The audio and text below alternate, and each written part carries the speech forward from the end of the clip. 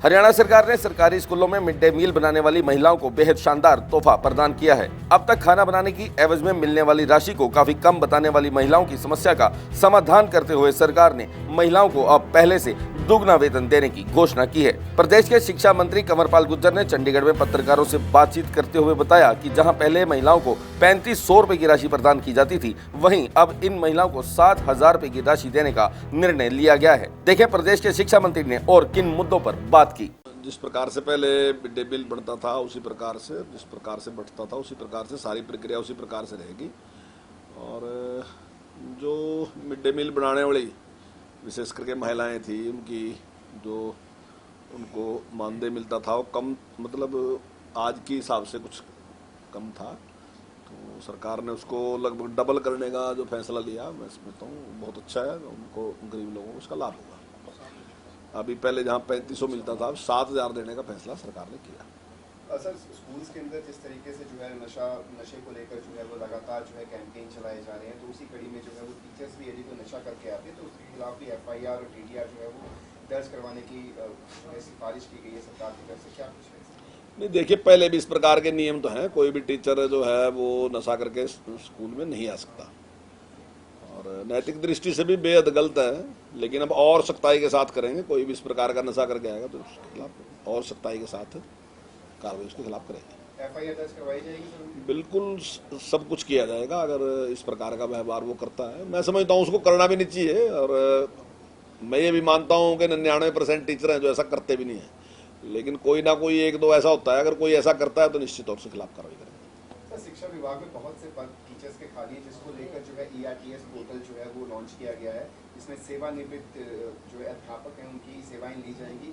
क्या कुछ है उस पोर्टल के अंदर, इस पूरे योजना? देखिए, हमारे पास काफ़ी पद रिक्त हैं और भर्ती में टाइम लगेगा, तो इस दौरान भर्ती होने में और अभी जो है उसके बीच में एक टाइम है, तो हमने इसलिए जो भी रिटायर्ड टीचर हैं उनसे उनकी के प्रस्ताव लिए हैं कि अगर वो करना चाहते हैं, जॉब करना चाहते हैं, तो इस टाइम में वो कर सकते हैं। और हमारे पास खाली जगह है ताकि बच्चों का नुकसान ना हो। ऐसा ना हो कि जो भर्ती प्रक्रिया में और इस सारे में जो बीच का गैप है उसमें बच्चों का नुकसान ना हो, इसलिए हम जो रिटायर्ड टीचर हैं उनको रख रहे।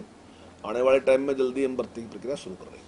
सर, इस योजना के अंदर जो है क्या नेबर स्टेट्स के जो रिटायर्ड टीचर्स हैं उनका भी इस्तेमाल किया जाएगा, उनकी भी सेवाएं ली जाएंगी?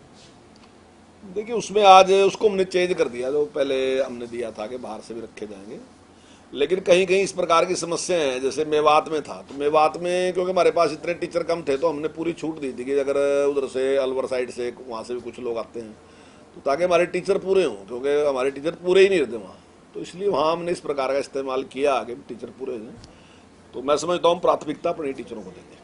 सर, 11वीं में जो एडमिशन्स हो रही है, एडमिशन्स को लेकर जो है काफ़ी दिक्कतें जो है वो अभिभावकों को झेलनी पड़ रही है। मॉडल संस्कृति स्कूल्स में जो है वो इतने कमरे नहीं, इतने सेक्शंस नहीं है, जितनी तादाद जो है वो बच्चों की बढ़ती जा रही है। नहीं, देखिए, तो अच्छा लक्षण है कि अगर ज़्यादा संख्या में लोग एडमिशन लेने के लिए आ रहे तो ये पॉजिटिव बात है, मतलब इसको नेगेटिव नहीं लेना चाहिए। मतलब जो हमने एक ये तरीका अपनाया, जो संस्कृति मॉडल स्कूल हमने खोले हैं, तो उनके प्रति काफ़ी रुझान है लोगों का। ये स्वाभाविक ही है कि देखिए, ये सारा का सारा सिस्टम खड़ा करने में, मान लीजिए बिल्डिंग बनाना, सारा कुछ करना, उसमें टाइम लगता है। जहाँ पहली सरकार के टाइम में बहुत लंबे टाइम में 22 ही स्कूल खोले गए थे, एक जिले में एक था, और हमने इस थोड़े से कार्यकाल में ही 116 और खोल दिए, और हमने अगला टारगेट 500 का रखा है कि हम इनको 500 तक लेके जाएंगे। तो इस सारे सिस्टम को पूरी तरीके से मुस्तैद करने में थोड़ा टाइम तो लगेगा। तो वही है, अब आने वाले टाइम में हमने काफ़ी स्कूल ऐसे हैं जहाँ हमने पैसा दिया है और बिल्डिंग बनने लग रही है। आने वाले थोड़े टाइम में ये इस प्रकार की कोई प्रॉब्लम बचेगी नहीं। सर, मौजूदा समय में क्या सेक्शंस बढ़ाए जाएंगे, इंफ्रास्ट्रक्चर वाइज उसको बढ़ाया जाएगा, ताकि जो अभी मौजूदा समय में जो परिस्थितियाँ, जो विकट परिस्थितियाँ जो अभिभावकों को झेलनी पड़ रही है, उसको लेकर क्या कुछ समाधान निकाले जाएंगे? नहीं, देखिए, वो तो सेक्शन तो बनाने ही होंगे अगर बच्चे ज़्यादा आएंगे, लेकिन बिल्डिंग बनाने में तो टाइम ही लगेगा। तो अब सारे एडमिशन शायद हम ना कर सके, कुछ स्कूल ऐसे भी होंगे जहाँ हम उतने एडमिशन ना कर सके जितने बच्चे एडमिशन लेना चाहते हैं, लेकिन हमारा प्रयास रहेगा, हमारी कोशिश रहेगी। और अगर वहाँ बिल्डिंग की ज़रूरत है तो हमने काफ़ी स्कूलों में काफ़ी अच्छा अमाउंट, लगभग 1 करोड़ से लेकर 3-4 करोड़ तक का हमने जो अमाउंट है उनको दिया है बिल्डिंग बनाने के लिए, लेकिन फिर भी बनाने में टाइम तो लगता ही है। सर टैब का वितरण किस तरीके से किया जाएगा? जो 11वीं में बच्चे आएंगे उनको किस तरीके से टैब जो है वितरित किए जाएंगे, कब तक वितरित किए जाएंगे और कितने वितरित किए जाएंगे?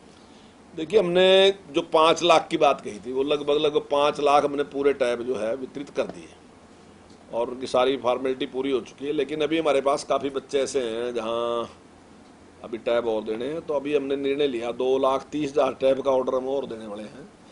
और जो बच्चे ये अभी 11वीं में आएंगे तो उनको हम टैब देंगे। सर एक राजनीतिक सवाल भी रहेगा, जननायक जनता पार्टी के सर 3 विधायक नाराज चल रहे हैं, उसके साथ साथ एक पूर्व विधायक ने जननायक जनता पार्टी को कल अलविदा कह दिया, आम आदमी पार्टी उन्होंने ज्वाइन की।